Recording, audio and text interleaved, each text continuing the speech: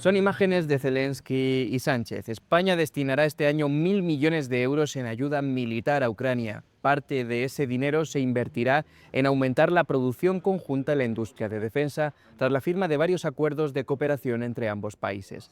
Saludos, bienvenidos a Euronews Hoy. El encuentro entre Sánchez y Zelensky se produce en un contexto internacional marcado por la escalada en Oriente Próximo y sus efectos económicos.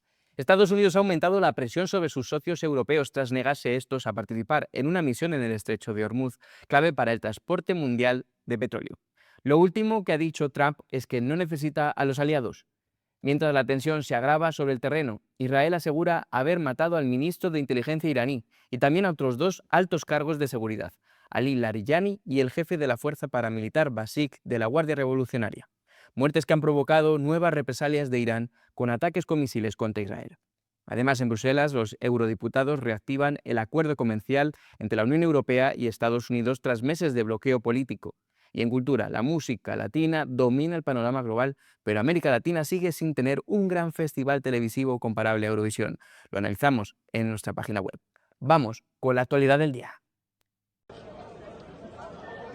Irán ha lanzado una lluvia de misiles avanzados de ojivas múltiples contra Israel, matando a 2 personas en un intento por vengar la muerte de 2 de sus altos mandos de seguridad el día anterior.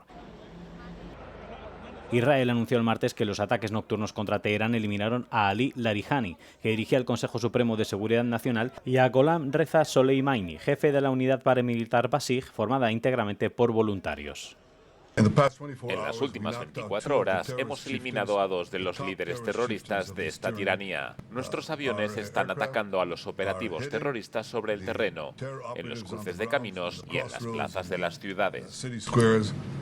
Teherán también lanzó nuevos ataques contra países vecinos en la madrugada del miércoles, dirigiéndose contra Arabia Saudí, los Emiratos Árabes Unidos, Kuwait e Irak, mientras sigue arrastrando a toda la región al conflicto. Mientras tanto, Irán mantiene su control sobre el estrecho de Hormuz, una vía marítima vital por la que normalmente pasa una quinta parte del petróleo y el gas del mundo y que lleva semanas prácticamente cerrada.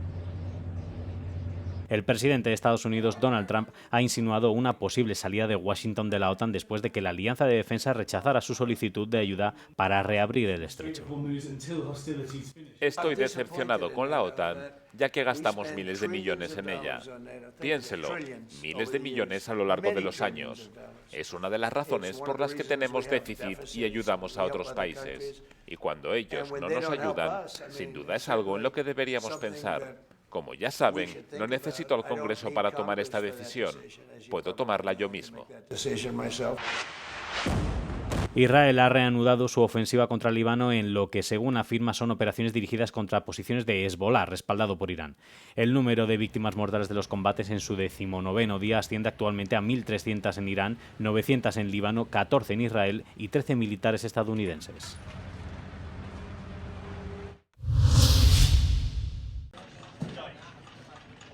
Joe Kent, el director del Centro Nacional Antiterrorista de Estados Unidos, ha anunciado su dimisión este martes, alegando su preocupación por los ataques militares en Irán y afirmando que no puede, en conciencia, respaldar esta guerra.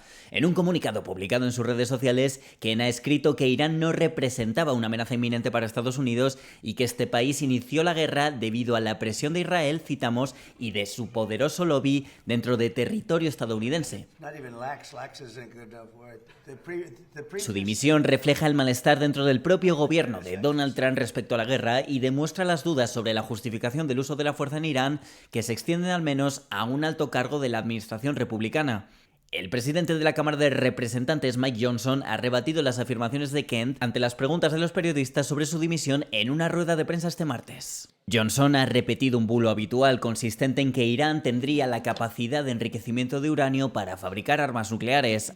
Existía una amenaza inminente de que Irán estuviera cerca de alcanzar la capacidad de enriquecimiento nuclear y estaban fabricando misiles a un ritmo que nadie en la región podía igualar.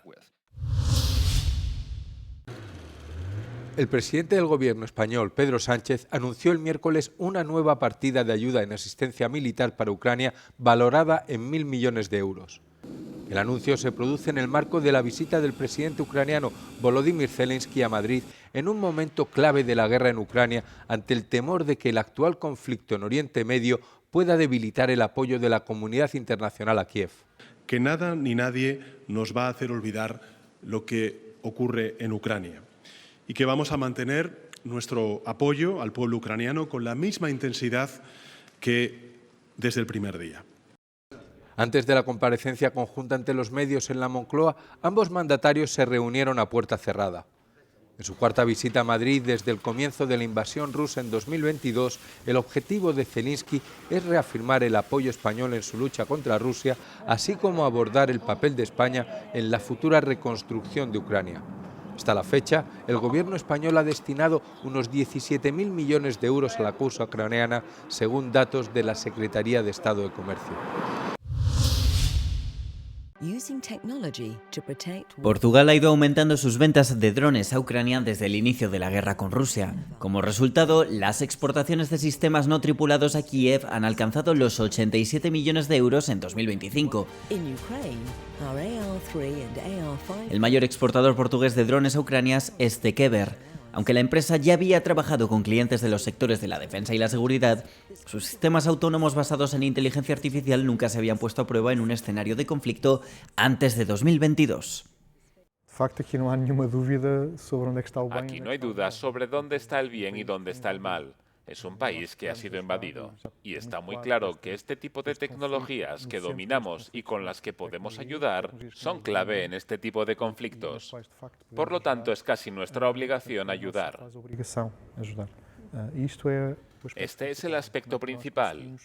¿Cómo conseguimos contribuir para que los ucranianos hagan lo que hacen, que es defender su propio país? Pero también hay otras cosas que defender, como un conjunto de valores que es común a los europeos, que puedan ganar. Estos pequeños ordenadores alados se diseñaron para recopilar información a larga distancia. Fabricamos sistemas que logran gestionar y recopilar información con un gran conjunto de sensores. Cámaras electro-ópticas, cámaras infrarrojas, térmicas, radares, lectores de radiofrecuencia y muchos otros tipos de sistemas. Recopilar esa información, darle sentido, interpretarla en tiempo real, comprender lo que se está viendo, analizar, diagnosticar, identificar, transmitir toda esa información en tiempo real. Este tipo de sistemas son extremadamente útiles para realizar operaciones de largo alcance y cubrir grandes áreas. Trabajamos muy estrechamente con las fuerzas ucranianas a gran distancia. A menudo realizamos misiones de 10, 12, 14 o 16 horas en el aire. Tekever no participa en ningún otro conflicto activo aparte de la guerra en Ucrania, pero las capacidades de estos drones tienen amplias aplicaciones en otras partes del mundo. Desde la vigilancia marítima, en misiones contra el tráfico de drogas, la pesca ilegal o la migración ilegal, hasta la protección de la vida marina. En tierra también operan en diversos escenarios como la vigilancia de oleoductos en África o la prevención y extinción de incendios.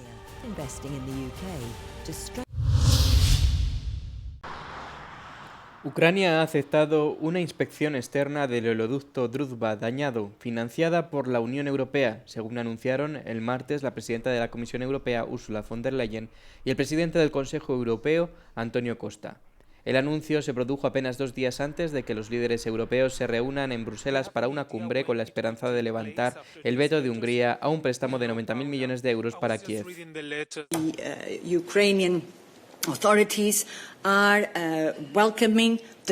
Las autoridades ucranianas agradecen con satisfacción el apoyo técnico que hemos puesto sobre la mesa, tanto técnico como financiero, y en este sentido hay un experto disponible para viajar a Ucrania. El primer ministro húngaro Viktor Orbán afirma que el gasoducto está operativo y que el presidente ucraniano Volodymyr Zelensky lo ha mantenido cerrado por motivos políticos para influir en las próximas elecciones húngaras del 12 de abril. Zelensky argumentó que la interrupción fue causada por ataques rusos a la infraestructura y se quejó de que los aliados europeos le estaban presionando para que reabriera el gasoducto. El Parlamento Europeo trata de reactivar el acuerdo comercial entre la UE y Estados Unidos. Tras meses de bloqueo, la Comisión de Comercio Internacional del Parlamento Europeo votará este jueves si se reanuda el proceso de ratificación. Los desacuerdos son muchos y afectan a las normas digitales y estándares sanitarios, así como a las crecientes presiones arancelarias y las tensiones en torno a Groenlandia e Irán. El verano pasado, Ursula von der Leyen y el presidente Donald Trump acordaron imponer aranceles estadounidenses del 15% a los productos de la UE, mientras que Europa reduciría sus propios aranceles a cero. Bruselas justificó este acuerdo desigual como el mejor de los escenarios negativos, pero eso fue antes de que el Tribunal Supremo de Estados Unidos declarara ilegales los aranceles iniciales del presidente Trump. Ante la incertidumbre, los eurodiputados negociaron incluir una cláusula que permita a la UE suspender el acuerdo si se ve amenazada su integridad territorial, como respuesta a las amenazas de Trump hacia Groenlandia. Además, se añadió una cláusula de caducidad que pondría fin al acuerdo en marzo de 2028 a menos que se renueve explícitamente.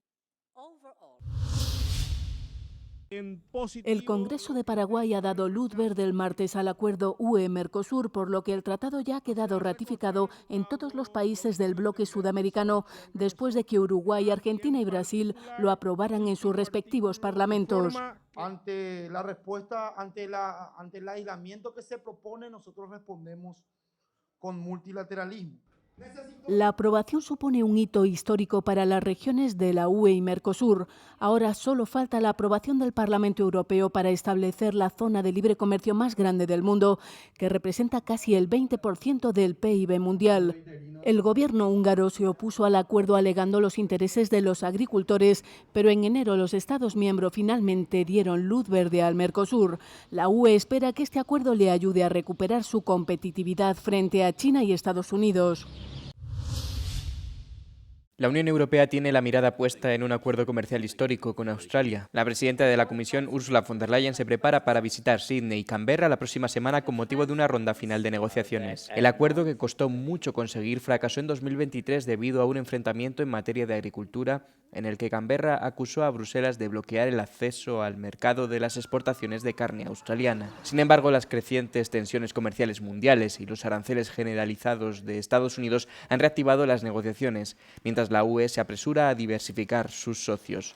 La Comisión señala que el 83% del comercio de la UE se realiza ahora con países fuera de Estados Unidos, tras los recientes acuerdos con India, México e Indonesia.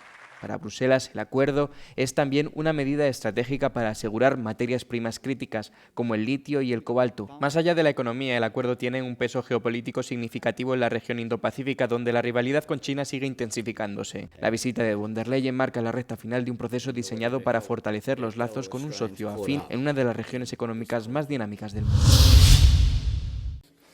El primer ministro de Eslovenia ha denunciado a los servicios extranjeros por un ataque directo a la soberanía nacional tras las acusaciones de que una empresa privada de espionaje israelí se reuniera supuestamente con el principal candidato opositor antes de las elecciones parlamentarias del próximo domingo. Una coalición de organizaciones de derechos humanos y periodistas de investigación asegura que Black Cube, compañía fundada por exagentes de inteligencia israelíes, está detrás de varios vídeos grabados en secreto para comprometer al gobierno de centro-izquierda del primer ministro Robert Golob. Los informes indican que miembros de Black Cube visitaron la capital, Ljubljana, en 3 ocasiones a finales del año pasado, reuniéndose presuntamente con el principal candidato de la oposición, Janez Janša, en la sede de su partido en diciembre. Janša, que ha sido primer ministro en 3 ocasiones y es aliado cercano de Viktor Orbán, ha rechazado los informes, calificándolos de corrupción sin precedentes por parte de la élite de izquierdas y ha asegurado que su partido no tiene conocimiento de la empresa. La ministra de Asuntos Exteriores, Tania Fajón, ha condenado la supuesta actividad como un ataque contra la democracia, mientras que la presidenta Natasha Pirk-Musar ha advertido de que estas acciones socavan gravemente los cimientos democráticos del país. El escándalo llega en un momento en que se ha estrechado la diferencia en las encuestas entre los liberales en el poder y la oposición conservadora. Si Janša, admirador declarado de Donald Trump, vuelve al poder, los analistas advierten de que supondría la caída de otro bastión liberal en Europa, inclinando aún más la región hacia la derecha. Desde la escasez de medicamentos hasta la soberanía sanitaria europea y los límites éticos de la IA, la cumbre de salud de Euronews celebrada en Bruselas suscitó un intenso debate. Estas son algunas de las conclusiones del evento, que reunió a los principales líderes políticos y empresariales en el ámbito de la salud. We continue to face many challenges: conflict, Seguimos enfrentándonos a numerosos retos: conflictos, desplazamientos, pobreza y desigualdad, enfermedades no transmisibles y trastornos de salud mental, resistencia a los antimicrobianos, cambio climático, epidemias y pandemias. Ninguno de estos peligros se puede gestionar de forma aislada. Las amenazas comunes exigen una respuesta común. Creo que la lección que nos dejó la COVID-19 es que el proteccionismo no funciona. Incluso estando en Europa, incluso un mercado único. Sabemos que hubo un periodo en el que hubo tentaciones proteccionistas muy fuertes dentro de Europa. Y afortunadamente hubo conciencia y la gente se dio cuenta de que ese no era el camino a seguir. Cuando analizamos la inteligencia artificial y la salud, o la inteligencia artificial en general, si nos fijamos en Estados Unidos, vemos que la financiación proviene principalmente del sector privado con capital de riesgo. Si nos fijamos en China, la otra gran potencia impulsada principalmente por el Estado, creo que esta es de hecho la mayor oportunidad para Europa, que es situarse justo en medio y hacer que el sector público y el privado trabajen juntos. Europa tiene que ser capaz de encontrar esa solución y creo que es fundamental que las instituciones europeas entiendan que deben colaborar más estrechamente con el sector privado y que los reguladores deben crear un canal de comunicación con las empresas que desarrollan las innovaciones desde el principio, desde que empiezan a desarrollar la tecnología hasta su acceso al mercado.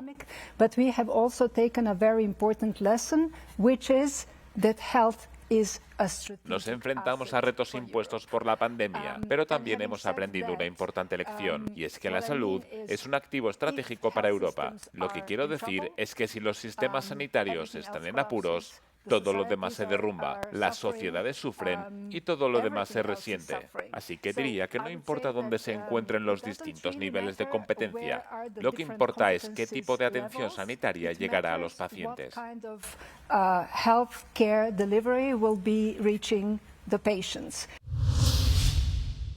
Trump amenaza con cortar el comercio con España, pero ¿qué importancia tiene su relación comercial?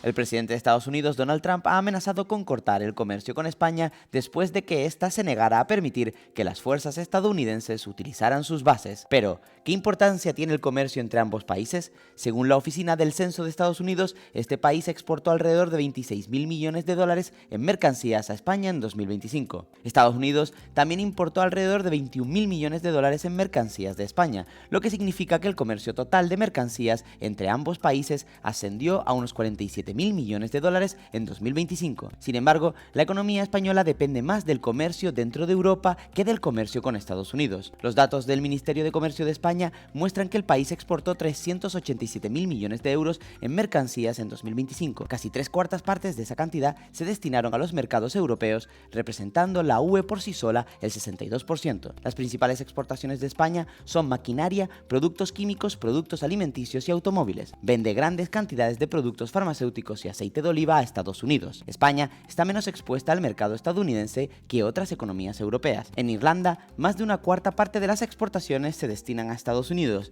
mientras que en Alemania, Italia y Francia la cuota ronda el 10%. En comparación, la cuota de España se sitúa en torno al 4 y el 5%. ¿Usa Rusia la guerra en Irán para desinformar sobre Ucrania?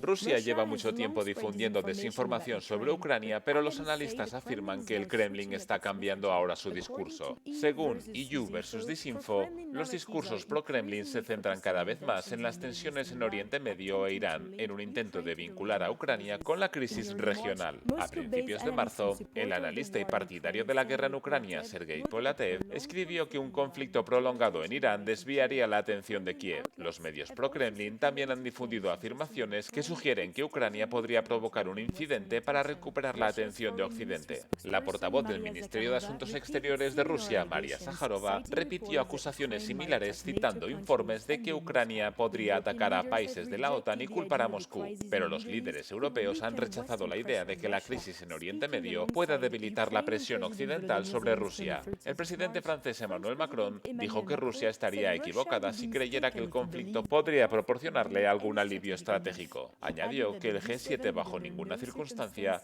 reconsideraría las sanciones, aunque Estados Unidos ha suavizado su prohibición sobre el petróleo ruso. Las declaraciones de Macron se produjeron después de que Putin dijera a principios de marzo que Moscú estaba dispuesta a trabajar con los europeos, pero necesitaba señales de que están preparados y dispuestos. La declaración se produjo tras las advertencias de Putin de que Rusia podría detener el suministro de energía a Europa y redirigirlo a Asia. Mientras tanto, el 14 de marzo el Consejo Europeo renovó las sanciones individuales contra Rusia, pero los líderes europeos parecían estar divididos. El primer ministro belga dijo que Europa debería considerar un acuerdo con Moscú para poner fin a la guerra en Ucrania y restablecer una energía más barata.